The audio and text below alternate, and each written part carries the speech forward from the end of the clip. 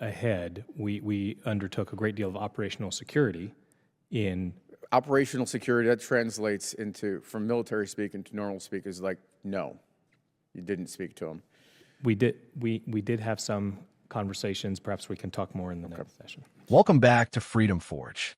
If you believe in strong leadership, national sovereignty, and holding those in power accountable, go ahead and hit that like button and subscribe right now, because we're breaking down something the mainstream media won't tell you straight.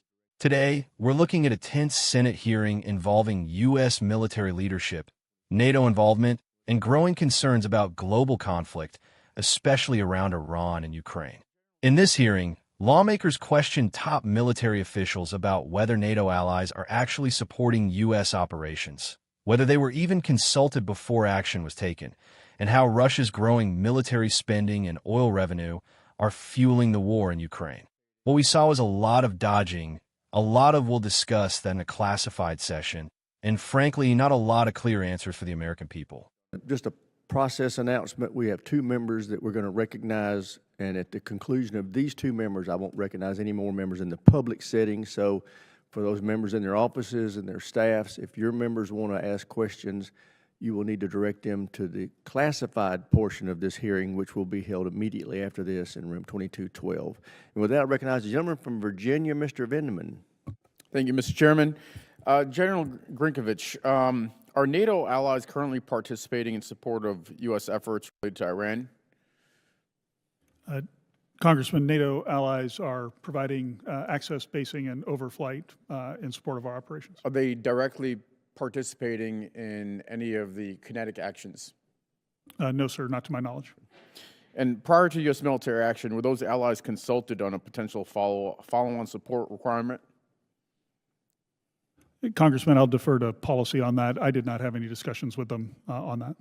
But you, as Supreme Allied Commander of NATO, did not engage in any of those discussions with other militaries? I did not. Okay. And can you tell me a little bit about what is the current Russian budget, military budget? Congressman, the current Russian military budget is, it's difficult to judge, but it's somewhere between 7 and 10% of Russian GDP. And what is that in real numbers? Sorry, I'd have to check. I don't have it off the top of my head, sorry. Mr. Zimmerman, do you know what that number is? I think Russian GDP is 2 trillion. 2 and trillion. so 10% of that would be 200 billion, right? 200 billion. Okay, and then do you know how much additional money Russia is earning from the lifting of sanctions for its oil? I can get back to you with that number. I don't know it. Okay, estimates are it's about 150 million a day.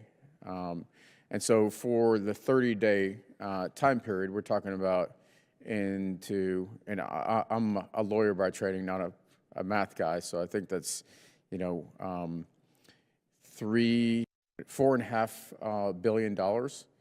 So, and how much of that military effort is actually being applied in Ukraine? Congressman, I think the vast majority is being applied in Ukraine. So, I would say that in my personal opinion, and probably shared by many, that the additional revenue that the Russians gain from the sanctions relief, the vast majority of that will probably go towards operations in Ukraine as well. So, Secretary Zimmerman, as an Assistant Secretary responsible for International Security Affairs, was coalition building for potential contingencies like in the Strait of Hormuz incorporated into the department's planning? Congressman, we planned for a range of scenarios. If you're specifically asking if we spoke to partners ahead, we undertook a great deal of operational security in operational security. That translates into, from military speak into normal speak, is like, no, you didn't speak to him.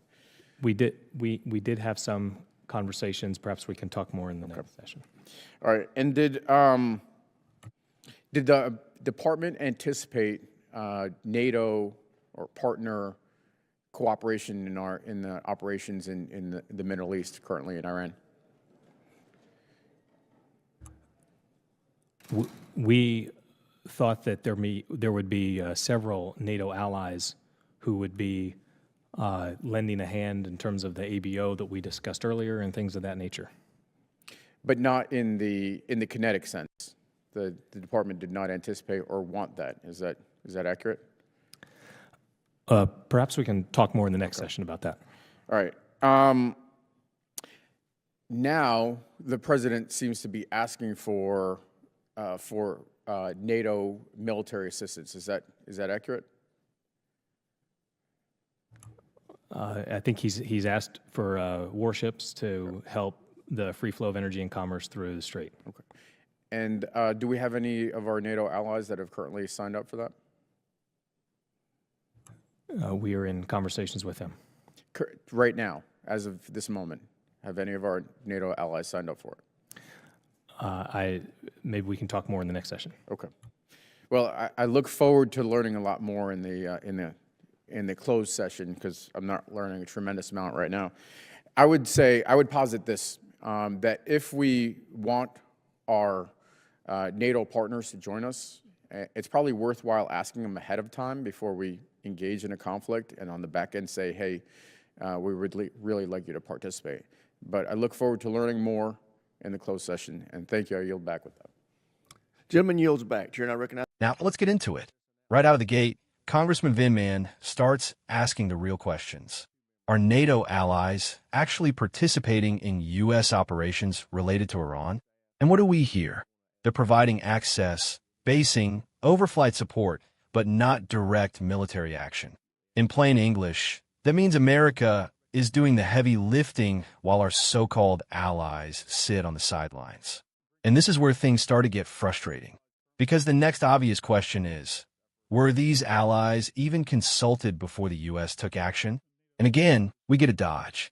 The general says he'll defer to policy. Translation? Either they weren't consulted, or they don't want to admit how this was handled. This is a serious problem. If you're going to involve the United States in potential conflict zones like Iran or the Strait of Hormuz, you don't act first and then ask your allies to clean up afterward. That's not leadership. That's reactionary policy. And it weakens America's position on the global stage. Then the conversation shifts to Russia, and this is where things get even more revealing.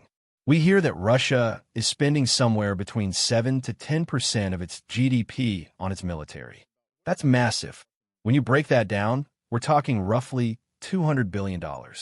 And then comes the kicker.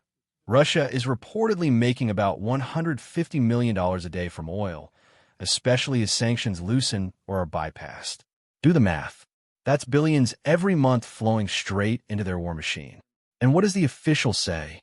The vast majority of that money is going straight into Ukraine. So while politicians talk about strategy and diplomacy, Russia is funding a full-scale war with consistent, massive revenue streams. Now here's where the hearing really exposes something deeper. When asked whether the U.S. planned with allies ahead of time for possible conflicts, especially in critical regions like the Strait of Hormuz, the answer basically boils down to operational security. That's a fancy way of saying, we didn't tell them. Think about that. We expect NATO allies to jump in, support, and even risk escalation, but we don't bring them into the conversation early? That's not how alliances are supposed to work. And even more telling, when pressed on whether NATO partners are signing up now to assist with protecting trade routes and energy flow, the answer again is vague. We're in conversations. That's Washington speak for nothing is locked in. So let's be real about what's happening here.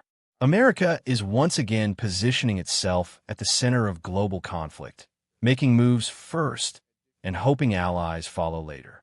Meanwhile, adversaries like Russia are operating with clear financial backing and strategic focus. This raises a bigger question. Who is actually steering the ship?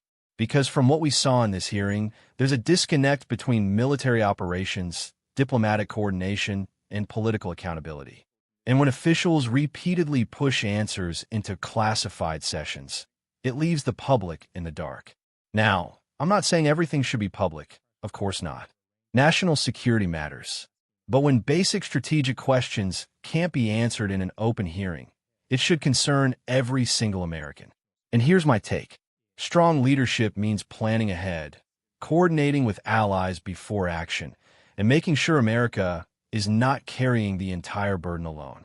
It also means being honest with the people about what's at stake. Right now, it feels like decisions are being made behind closed doors, while the consequences, economic, military, and geopolitical, are very real and very public. At the end of the day, this hearing didn't just reveal gaps in information.